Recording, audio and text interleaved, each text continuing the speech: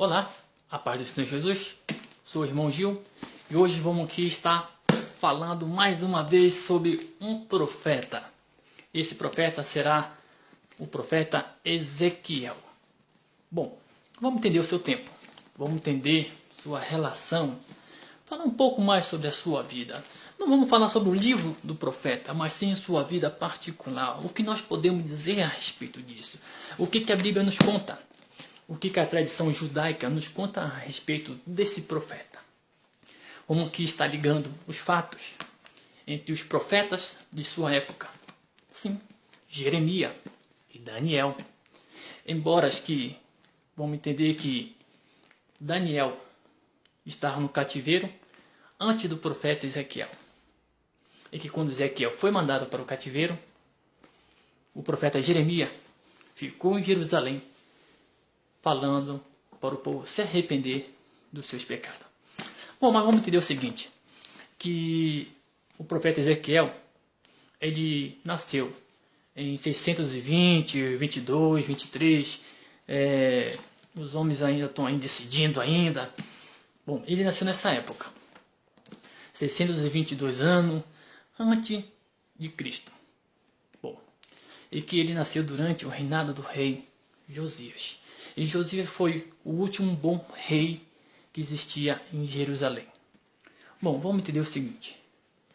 Ele estudou para ser profeta.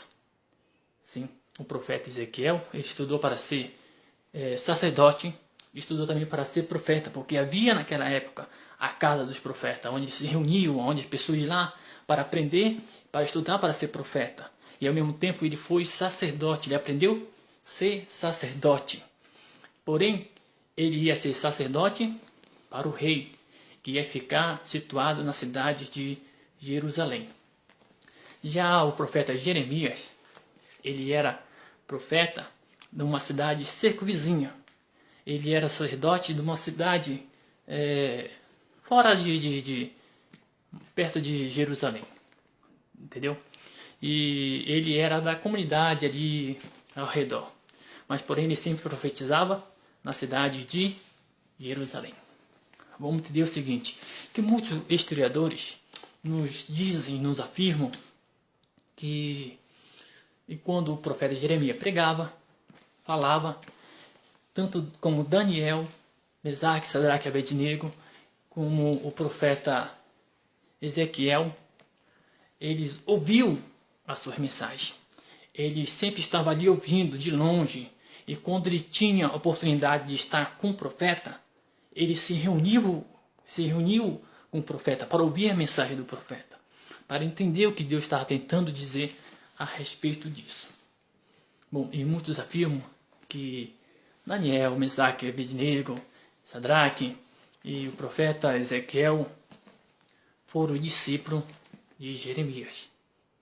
Bom, vamos entender o seguinte, que quando o profeta Jeremias é jogado num poço de lama para morrer, e que vai lá 30 homens para tirar ele de lá, que provavelmente o profeta Ezequiel, junto com Daniel e seus companheiros, estavam presentes ali. Mas a Bíblia não fala muito a respeito disso. A Bíblia fala que havia apenas 30 homens para tirar o homem de lá, para tirar o profeta de lá. E eles eram muito jovens ainda. Bom, vamos entender que Ezequiel era mais jovem do que o profeta Jeremias. Sim, era muito mais jovem. E ele foi levado para o cativeiro.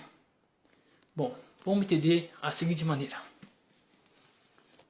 A primeira invasão sobre Jerusalém, e Daniel é levado cativo para a Babilônia. E que depois de um tempo, na segunda invasão, é que o profeta Ezequiel vai para a Babilônia.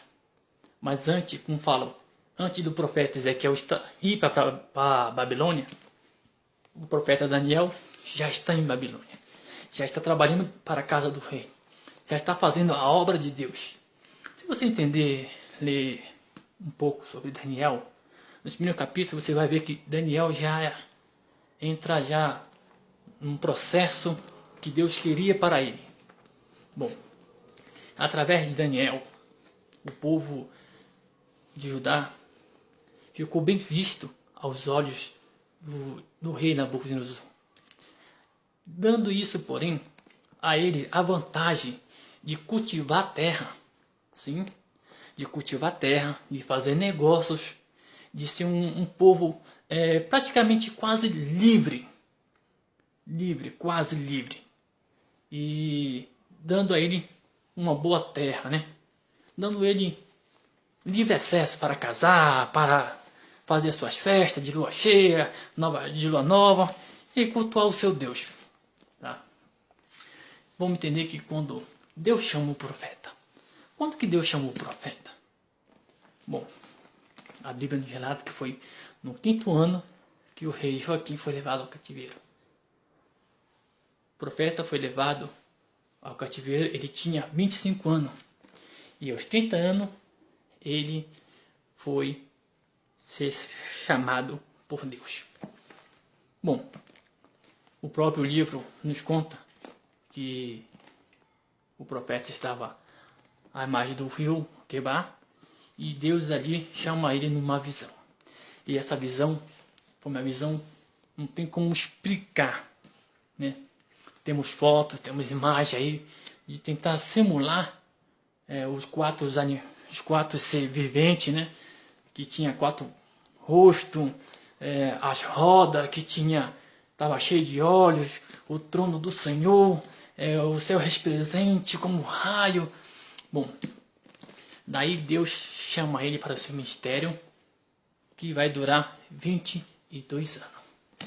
Deus dá para ele um rolo para ele comer. Ele come esse rolo, ele diz que a sua boca fica doce, mas quando entra ao seu estômago, se torna amargo. Então nos dá a entender que o chamado de Deus sobre a sua vida era doce, era maravilhoso, era grandioso, e que o seu tempo profético não seria tanto assim, seria amargo, porque o coração do povo estava dividido. Bom, vamos entender o seguinte: quando o profeta veio para a Babilônia, veio com ele também alguns profetas falsos profetas que havia naquela época. Aqueles falsos profetas que o Jeremias sempre estava ali dizendo para ele se arrepender, também foram presos e foi levado para lá. Porém, o profeta Ezequiel, ele constrói uma escola de profeta. Sim, ele constrói a escola de profeta para ensinar os novos profetas, os novos homens que estarão ali de frente futura para a obra de Deus. E que os outros profetas, os falsos profetas, não gostavam dele. Bom, não era de menos, né? Ninguém gostava do profeta. Vamos entender que esses profetas sempre estavam tentando fazer algo de ruim para ele. Mas vamos falar um pouco sobre a sua esposa. Sim, a Bíblia nos relata que a sua esposa morre de repente. Bom, muitos dizem e afirmam que a sua esposa foi para o cativeiro. Mas não é isso que a Bíblia nos afirma, né? Lemos que o profeta ele está falando para o povo. E Deus fala para ele: olha, eu vou tirar de você o que você mais ama. O que você mais gosta eu vou tirar de você. Mas não fica triste. Levanta a cabeça, né? Se arruma direito, se veste direito e aceita as coisas que as pessoas te oferecerem, né? E Deus fala para ele que a mulher dele vai morrer. O que acontece é que quando o profeta está ali profetizando ali pela manhã, e quando é à tarde a sua esposa falece, de repente, dando-se isso ao mesmo tempo que o rei Nabucodonosor estava destruindo a cidade. Ao mesmo tempo que o exército entrou, destruiu, arrebentou tudo, soltou o profeta Jeremias das prisões, e foi ao mesmo tempo que a mulher do profeta Ezequiel faleceu. Bom, ficou triste, sim, ficou muito triste, mas ele tinha que continuar sua vida. E era isso que Deus estava querendo falar para o profeta. Olha, a sua esposa vai morrer, você vai ficar triste, mas você não pode mostrar que você está triste. Assim também Deus se sentia daquela forma. Deus tinha perdido a sua noiva, Deus tinha perdido o seu tempo, tinha perdido o seu povo e, infelizmente, Deus tinha que estar sorrindo, feliz, fazendo a sua obra, tomando conta de tudo. Era assim que o profeta se sentia. E era assim também que Deus se sentia dessa forma. Mas vamos entender um pouco mais a respeito da sua morte. A respeito da sua morte nós temos poucas informações. As informações que nós temos vêm da tradição judaica, que nos conta da seguinte maneira. O profeta estava profetizando e de repente os falsos profetas se zangaram, se irritavam com ele, porque os falsos profetas, eles profetizavam que Deus ia descer do céu, ia destruir Babilônia e que eles iam voltar imediatamente para Jerusalém. Mas porém não era isso.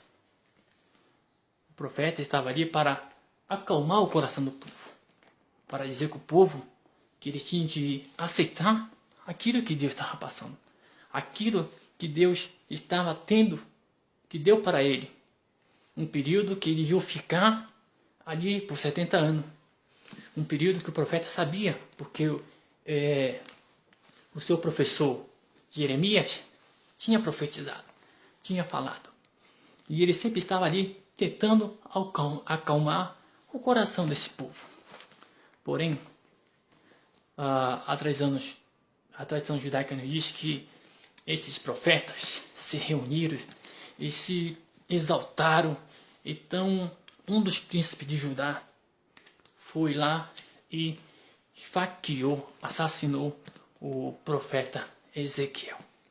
Assim falecendo, né, o profeta Ezequiel. Bom, o seu corpo, ao túmulo de Ezequiel, até hoje existe Al-Kifl, no Iraque, que hoje é o Iraque, é a Babilônia que agora virou Iraque. Então o seu túmulo está lá. E que seu túmulo provavelmente foi destruído por essa guerra que existe no Iraque. Essa guerra de terrorista então eles provavelmente destruíram o túmulo dele. Também vários túmulos foram destruídos, como o do profeta Jonas, também foi destruído, foi despedaçado. E bom, essa aí será outra parte que eu vou dizer para você. Bom, o seu tempo durou 22 anos, o tempo profético dele. E muitos dizem que ele morreu com 80 anos, 70 anos, 100 anos. Vamos entender que o seu tempo profético durou 22 anos. E ele tinha 30 anos quando começou a profetizar. Então nós chegamos numa idade de 22 anos a 20, 23, 24 anos. Bom, eu espero que você tenha gostado desse vídeo. E uma coisa que eu trago para vocês é uma coisa que muitos não sabem. Muitos cristãos não sabem.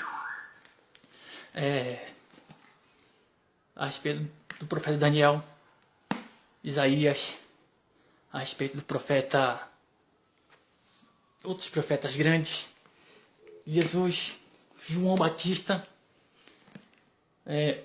os Islã, eles admitem e eles creem que esses homens são profetas, todos eles, né? E esses profetas que tem na nossa Bíblia, no Islã também tem referência a eles, e eles fazem referência a esses profetas, né? Então, a gente vai ser outro vídeo que eu vou explicar a respeito disso aí, sobre cristão, Islã, porque ninguém aceita ninguém. Mas isso aí será outro vídeo, tá bom?